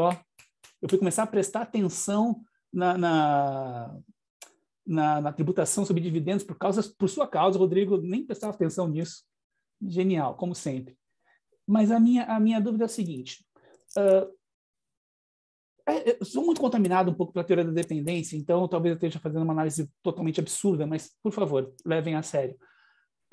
A ideia é, nós temos todas essas condições tão negativas que, na verdade, me parecem aquilo que a professora até falou, comentando de uma amiga dela. Parece que nós estamos voltando às formas de dominação, às formas de relação de trabalho, às formas de produção antiquadas, mais antigas em termos de Brasil, em tempos passados, agroexportadores. Bom, aí o Rodrigo também vem com uma afirmação bastante importante de como essas coisas estão no contrário ao que o mundo está tentando fazer para progredir numa determinada direção para enfrentar os desafios do futuro. E aí me veio a seguinte questão. Bom, nós estamos indo para o buraco. Nós estamos para o fundo do poço. Nós não temos caminho. Nós temos mais de 200 milhões de habitantes que não vão ser alimentados pelo fazendão, que não vão ter renda com o fazendão.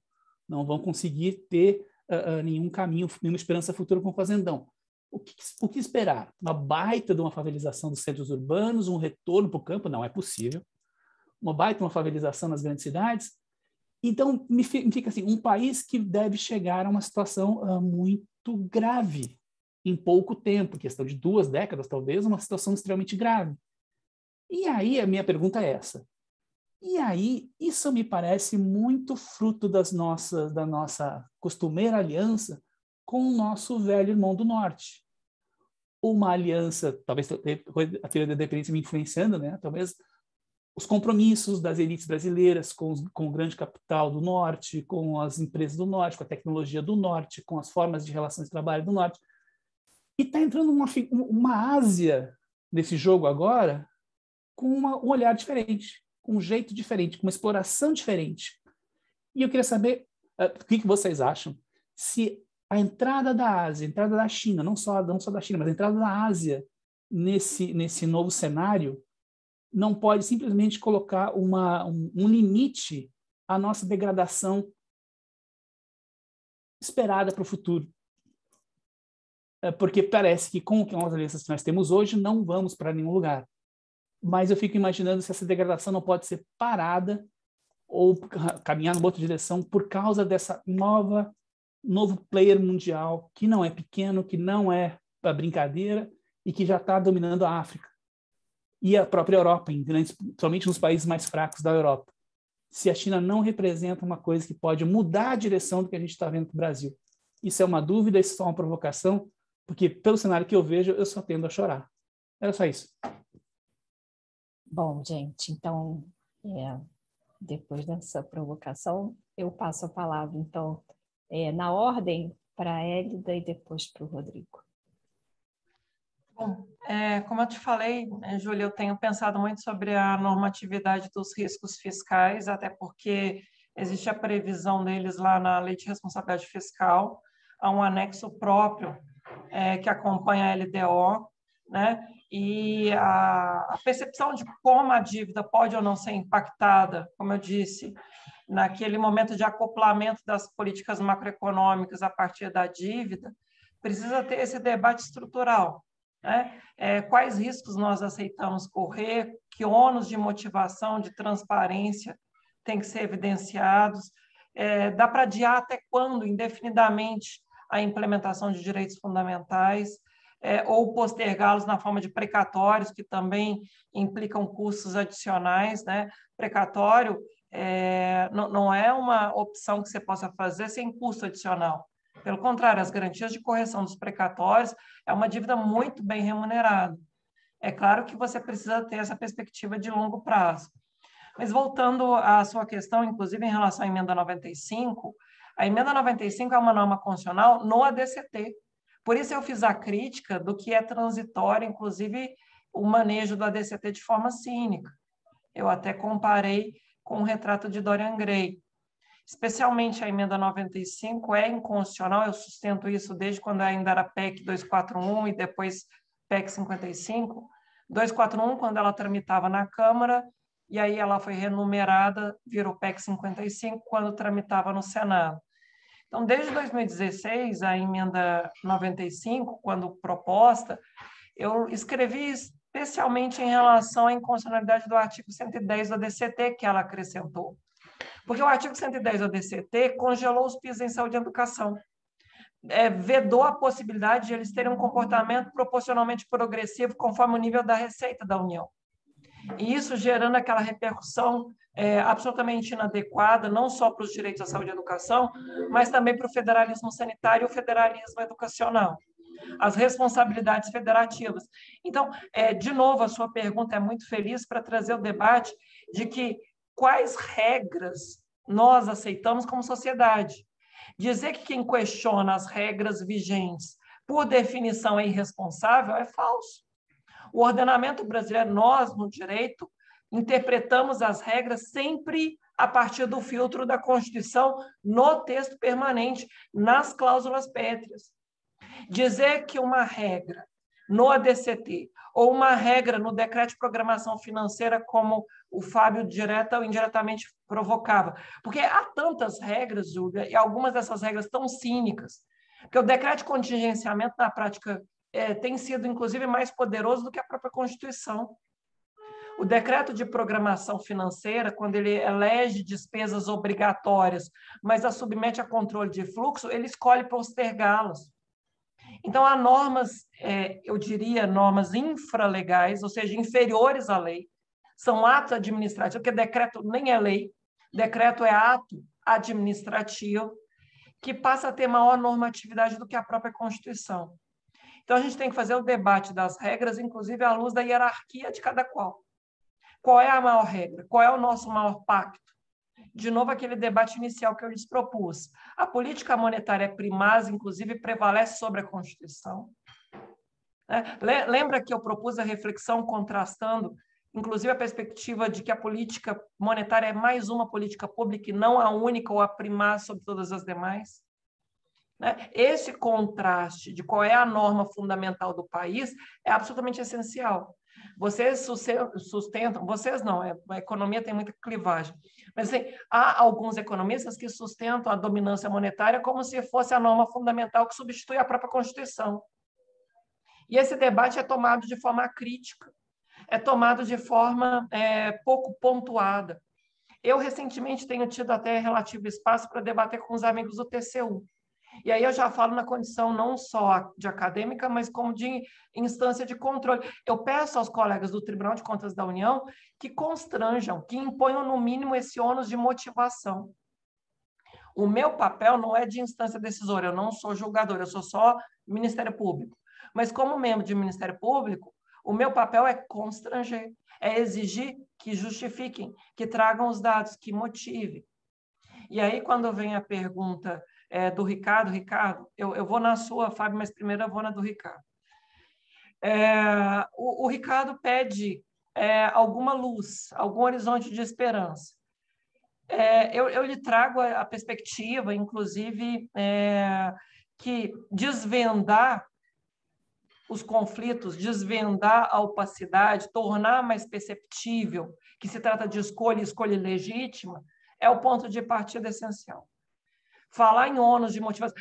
Eu vou te dar, inclusive, algo que o pessoal ortodoxo até teve medo, mas, ao meu sentir, é isso mesmo. O parágrafo único do artigo 1º da Lei Complementar 179, ao dizer que o Banco Central deve visar não apenas a estabilidade de preços, mas também a suavização dos ciclos, também outras funções, mas especialmente a suavização do ciclo, a busca do pleno emprego, aquilo ali impõe um ônus de argumentação, um dever de motivar, a perspectiva de proporcionalidade e razoabilidade que nós, no direito, e é essa a ideia que eu quero provocar nos colegas do MPF, do Tribunal de Contas da União, nós temos, a partir daí, uma pujante munição para cobrar um outro papel, uma outra interlocução do próprio Banco Central, que manteve nos últimos anos, por exemplo, uma taxa de juros até acima do necessário, porque entregava sempre a meta de inflação muito aquém do seu próprio centro. Isso tem custo para a sociedade, isso implica a dívida, isso tem custo, inclusive, para o desemprego. Então, quando vem esse horizonte de vários anos consecutivos, a meta não sendo atingida, inclusive bastante aquém o resultado verificado, cobrar esse ônus de motivação já é um passo que a gente tem que se ocupar. Cada território conta. Eu brinco, às vezes, com o Daniel Cara. Daniel Cara é da área da educação, a gente trabalhou muito na luta do Fundeb no ano passado. A gente tem que fazer igual os vietnamitas, Ricardo. Você me desculpa, mas é guerra de barricada. Cada ponto, cada lugar, cada conceito, ele tem que ser disputado. A gente tem que fazer, inclusive, o debate hegeliano. Para cada tese, uma antítese. Porque se a gente não fizer a antítese, a síntese que vai sair é a de que não tem alternativa. De que as regras são essas e elas são inquestionáveis mesmo com a Constituição sendo erodida estruturalmente. E quando você fala da China, eu me lembro do Guimarães Rosa. Mineira que sou, eu sempre puxo a sardinha para o nosso lado. O Guimarães Rosa, no Grande Sertão Veredas, mas toda sorte. Na obra, Rosiana vai falar que maldade com maldade se alima. Maldade com a maldade se alima. as pedras se atritando, pode ser que a gente consiga promover de alguma forma algo em que as arestas sejam menores. Eu não acho que seja bom simplesmente sair da dominação norte-americana e ir direto para a dominação chinesa, mas, eventualmente, com esse atrito, a gente consegue, nessas frestas, criar um espaço de interlocução mais autônomo. É só para dizer disso. Enquanto você falava, eu lembrava do Guimarães Rosa. Mas eu concordo com você que existe a possibilidade, né? O próprio tensionamento de uma taxa de inflação menor, porque a capacidade produtiva da China, né, nos permite, inclusive, ter um horizonte de controle, independentemente da pressão interna.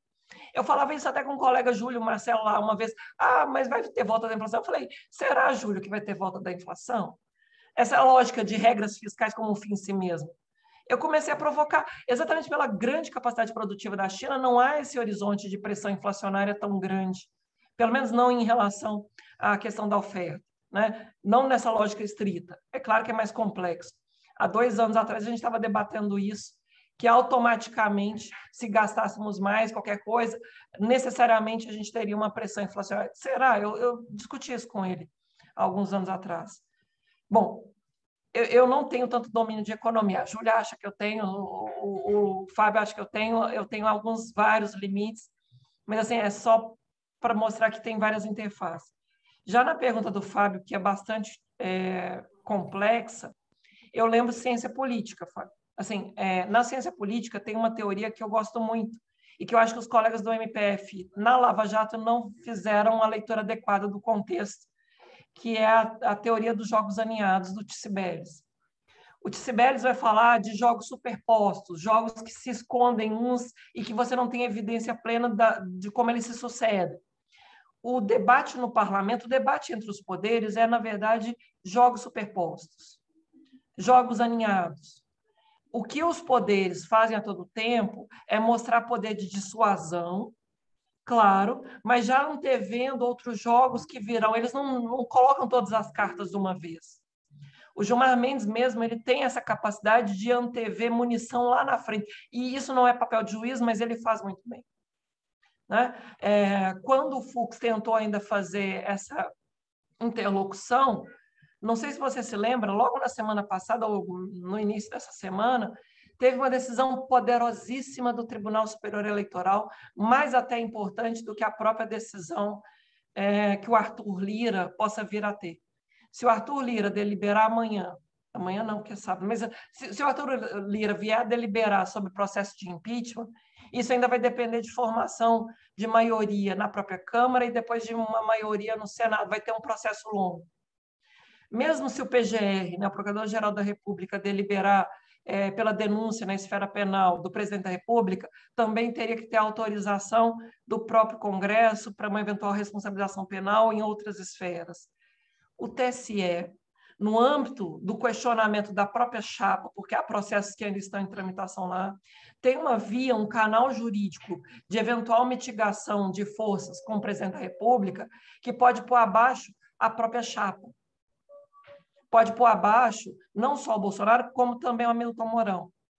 Então, essa decisão do TSE e todos os ex-presidentes do Tribunal Superior Eleitoral assinando juntos, isso ali é literalmente direcionar munição atômica e dizer, olha, tome cuidado. Não sinto uma fragilidade específica dos órgãos do judiciário. Até então, estavam tentando mostrar doses homeopáticas, mas o próprio presidente da República agora, inclusive, engrossou o tom. Hoje foi descortês, chegou ao nível...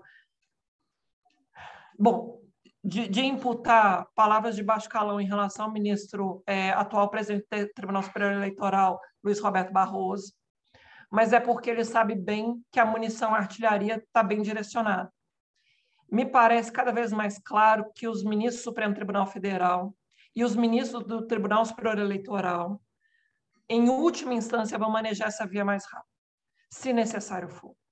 Porque as demais vias, elas têm o devido processo, tem mais instâncias, pode ter mais freios e contrapesos, depender de outras arenas.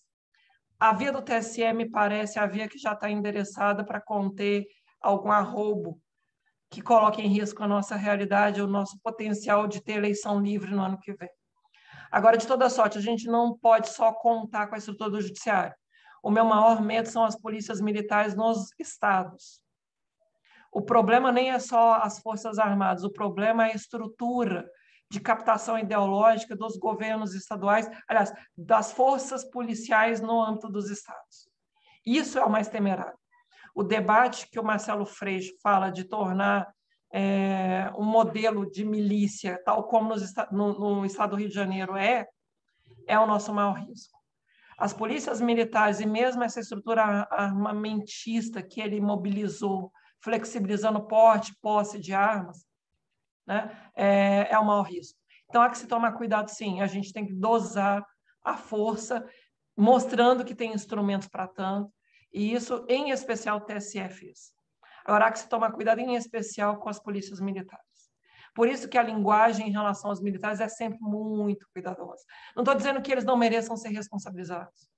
Você sabe, eu fiz um relatório para a CPI no Senado, apresentei agora em julho, e o TCU, essa semana mesmo, determinou investigação de gastos de créditos extraordinários do Fundo Nacional de Saúde, ou seja, no SUS, alocados para o SUS, desviados para cobrir despesas ordinárias indevidamente, R$500 bilhão gastos com órgãos do Ministério da Defesa. Então, assim, há de haver responsabilização, mas a gente tem que tomar todo esse cuidado, inclusive com esses outros jogos aninhados, os jogos superpostos. Desculpa, me excedi, me alonguei, mas era basicamente isso. Obrigada mais uma vez, é uma honra estar aqui debatendo com vocês.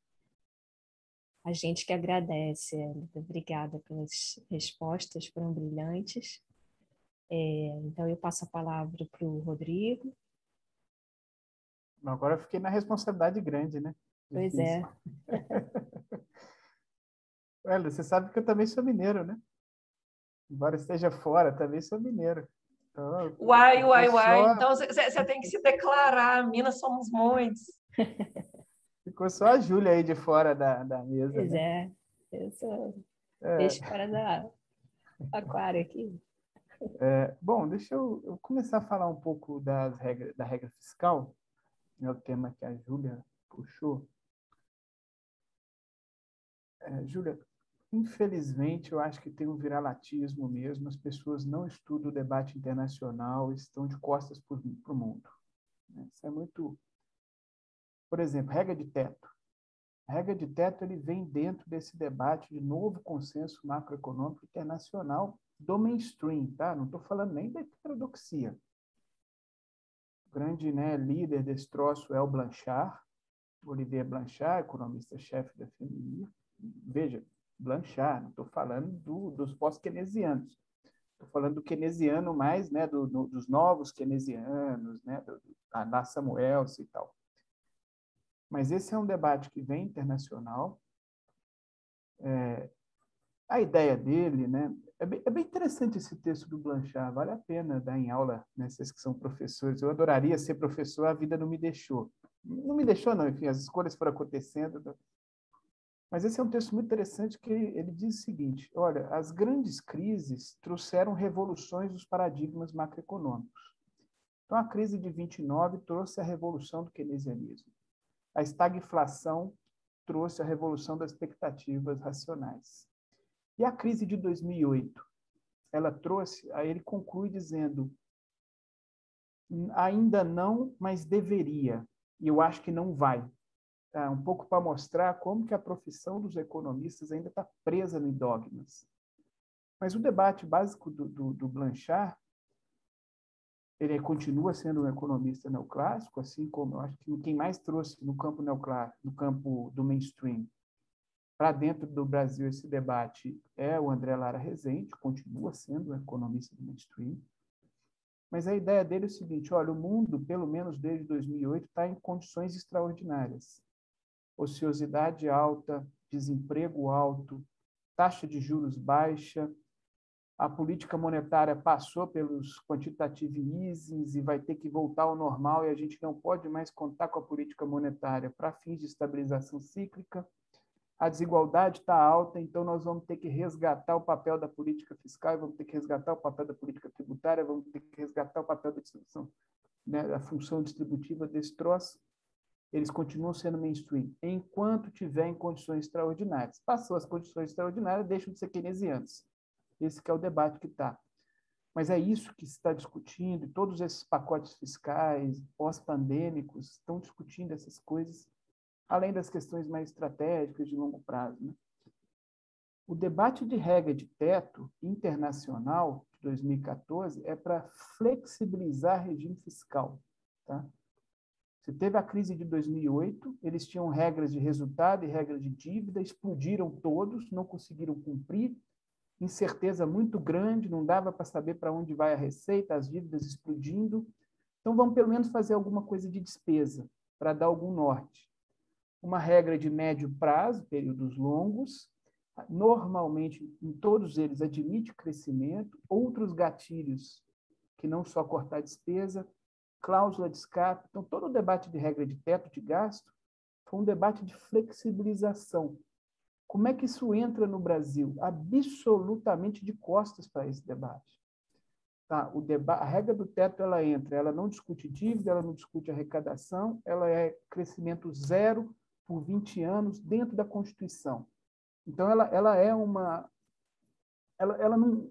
É estranha, tá? Ela é idiosincrática, ela não faz.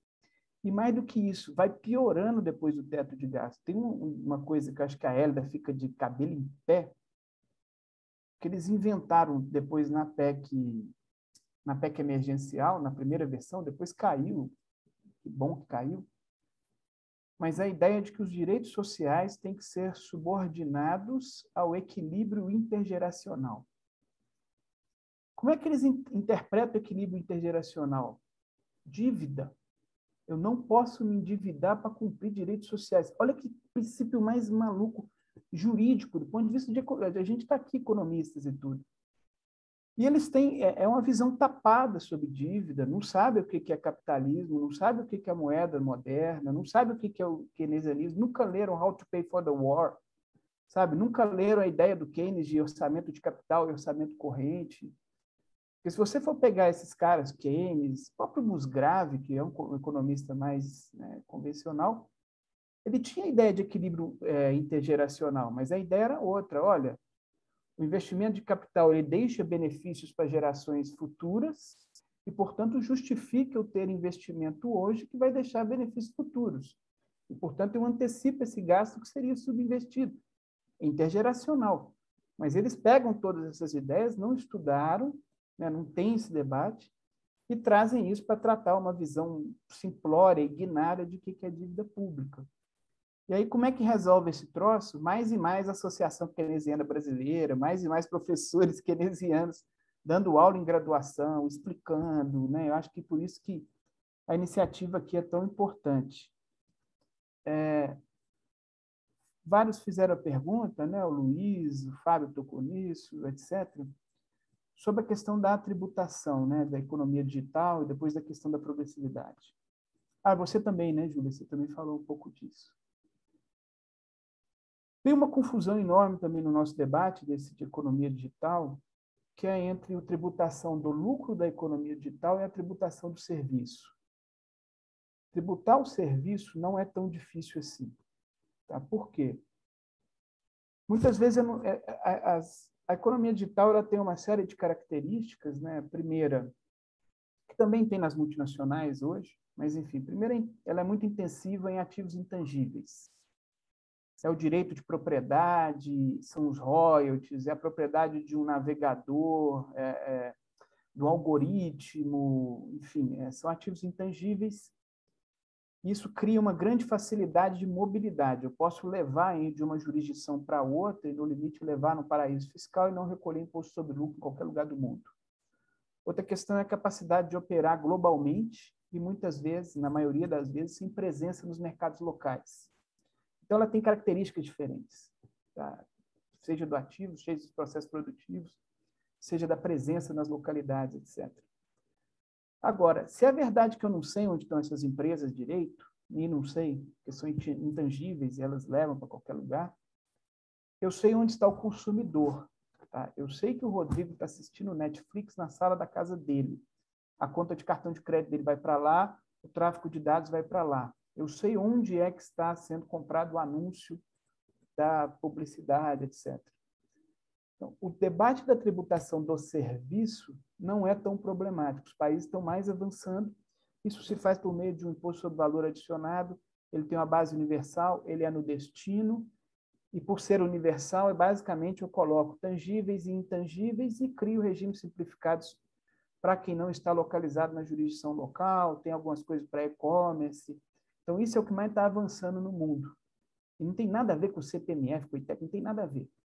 O outro debate, que é o debate mais complicado, tá? É o debate da tributação do lucro dessas empresas. Essas empresas têm uma série de características que fazem com que elas tenham margens de lucratividade altíssimas e não recolhem tributos em praticamente lugar nenhum do mundo. E aí esse que é o debate quente, tá? É o debate mais forte. E aí, finalmente, está começando a se entrar em acordos internacionais para você alocar parte da tributação desse troço no destino e fazer alguns modelos de tributação global e de realocação. Então, o Luiz perguntou, Rodrigo, o que você faria e tudo? Esse é um, tá?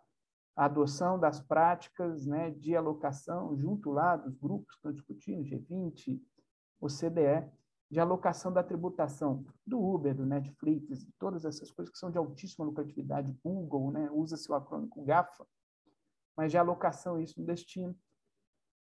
Tem que ter uma presença forte dos países emergentes nos órgãos multilaterais. O debate está sendo muito pautado pelos europeus. Os europeus querem tributar no consumo. O consumo é menos concentrado globalmente do que a origem, mas também é bastante concentrado globalmente. Então, a gente tem que ter um peso também dos países emergentes nessas regras, etc. Mas essa é uma questão presente nesse debate. Tem também a questão das regras de multinacionais, tem que fechar o cerco, tá?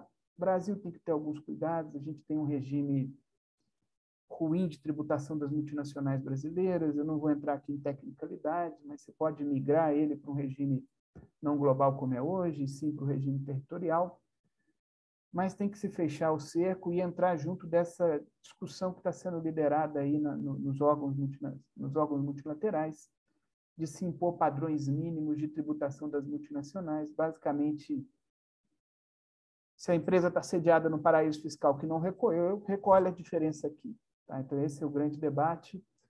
Outra coisa, mínimos em relação aos lucros contábeis e não fiscais. Então, essa também é uma agenda importante. No caso da renda do capital na pessoa física, por incrível que pareça, eu não estou tão distante da proposta que veio da Receita. Tá? Basicamente, a Receita bota um pacote televisivo bem interessante.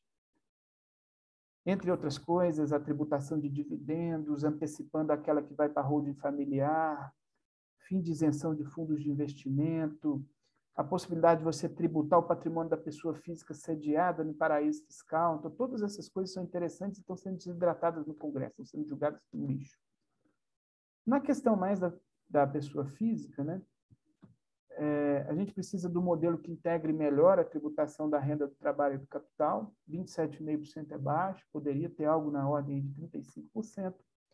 Você poderia ter progressividade na tributação da renda do capital também, assim como aplicações financeiras, mas aí com cuidados, dar um crédito para o imposto recolhido na empresa, para também não ficar desalinhado do ponto de vista internacional, atualização monetária, uma série de peculiaridades. Viu, Luiz? Eu não vou entrar tanto aqui em detalhes, porque é tanta coisa, cara, que daria para falar, mas eu fiz um texto, que aí depois eu posso compartilhar, eu passo para o Fábio, e aí compartilha aí com os amigos, pedido do Nelson Barbosa e o André Roncaglia, estão fazendo um livro sobre Plano Biden.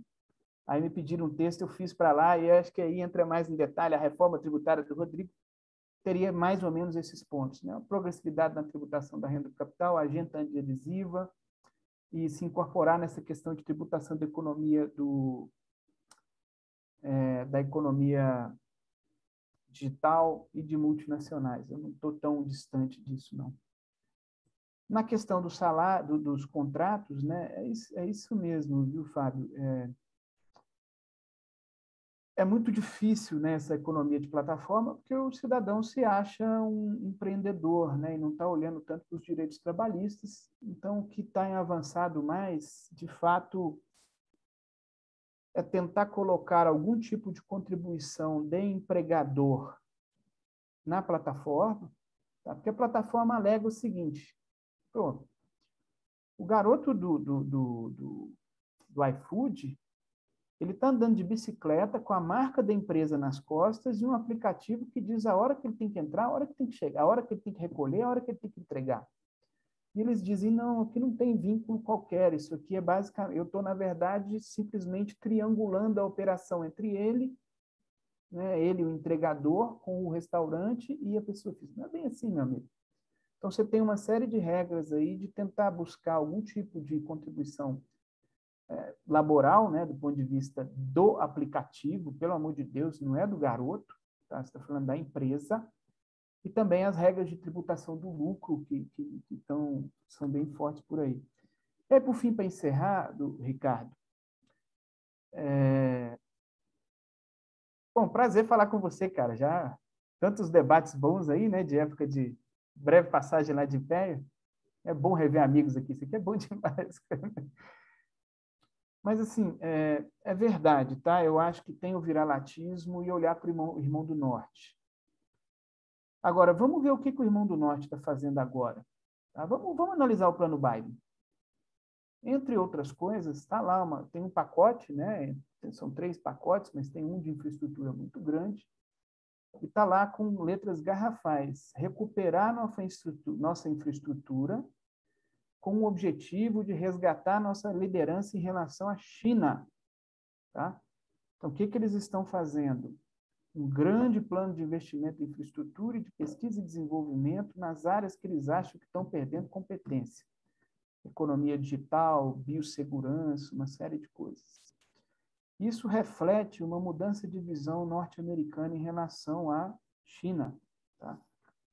O que é isso? Eles tinham uma visão nos anos 90 muito inocente, boba até, que achavam que se a China viesse para os organismos multilaterais e tivessem que competir em livre mercado, isso naturalmente derrubaria o Partido Comunista Chinês. Isso naturalmente traria democracia. Então, eles achavam que a internet ia mudar a situação. E o que eles viram, não. Tá? É uma outra maneira de organizar a economia. Eles achavam que, né, a China não conseguiria ser inovadora, sem democracia. Democracia aqui não estou dizendo que a China não seja, tá? Estou dizendo vista pelo ângulo anglo-saxão, né? Como que o ângulo, né? Como que a visão liberal enxerga a democracia e livre mercado. Então, eles achavam, né, que trazer a China para o jogo, introduzir essas coisas, mudaria a maneira.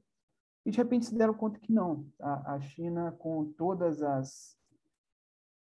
o seu desenvolvimentismo, com toda a sua alocação de recursos, ela é extremamente inovadora e está tomando frente tecnológica em várias outras coisas. E eles estão apontando agora uma guerra mais pesada, e é uma guerra mesmo, uma disputa comercial muito mais pesada. Qual pode ser a consequência disso do ponto de vista de desenvolvimentismo? Nas experiências históricas exitosas, fizeram uso de um poder de barganha do multilateralismo. Né? Então, quando você tem disputas de potências, né, abrem oportunidades para você, né, aderi-las a ela, desde que você tenha visão estratégica. Afinal de contas, né, vamos lembrar, vamos estudar os livros de história, vamos ver lá o Vargas, o que o Vargas fez? Ele se aproveitou, né, dessa mudança aí de correlação de forças. E aí eu acho que a gente também não tem, né? Eu acho que, não sei, vocês podem complementar a visão de vocês, mas nós temos hoje um viralatismo enorme, né? Uma reprodução de visões caricaturais em relação às disputas comerciais, em relação ao mercado. Uma visão, nesse caso aí, muito anglo-saxã, que não consegue entender as potências, não consegue entender a disputa comercial, não consegue entender a política tecnológica. E, ao não conseguir entender, a gente também não vai conseguir aproveitar das oportunidades que estão sendo colocadas nessa disputa. Né? Então, eu vejo que, não sei, acho que a gente está um pouco vendido nessa história. É isso que eu tinha para passar de mensagem, espero ter sido claro e agradeço muito os comentários e as participações aí de grandes amigos. Muito obrigada, Rodrigo. Foi muito claro. É uma aula aqui para a gente. Então, eu queria agradecer novamente a Hélida e ao Rodrigo pelas excelentes exposições e agradecer também a todos vocês pela participação nessa sessão. E eu vou passar, então, a palavra para o Fábio para fazer o encerramento do nosso encontro. Obrigado, Júlia, pela coordenação. Obrigado, Rodrigo. Obrigado, Hélida, pela participação. A mesa foi sensacional, tá? Foi realmente muito boa. Eu vou só encerrar agradecendo a todo mundo que ajudou para que a AKB acontecesse. Um detalhe, a gente anda meio perdido no tempo, né? Mas a gente organizou 2 encontros da AKB em 8 meses, tá? Então, assim, foi muita coisa, tá? Isso não seria possível se a direção, né, não tivesse ajudado bastante. Portanto, obrigado, Juliano, obrigado, Júlia, obrigado, Marília, obrigado, Eliane, obrigado, Rafael, obrigado, Marcelo, obrigado, Fabrício, obrigado, Anderson, obrigado, Lufa, tá? São sempre pessoas que estão ajudando, e obrigado ao Young Scholars Initiative, o ISI, tá? Que é um grande patrocinador. Esse Zoom é dado pelo ISI. Obrigado ao Corecon do Rio de Janeiro, que também nos apoiou bastante. Eu vou passar a palavra para a gente encerrar ao novo presidente da AKB, ao novo vice-presidente da AKB. Juliano é o novo presidente, o Anderson é o novo vice-presidente, tá? E desejar a eles toda a sorte do mundo nesses próximos 2 anos e, claro, eu estarei aqui para ajudá-los no que for necessário, agora só como membro normal, sem qualquer cargo administrativo na AKB, depois de 8 anos. Deu tempo. Obrigado, pessoal.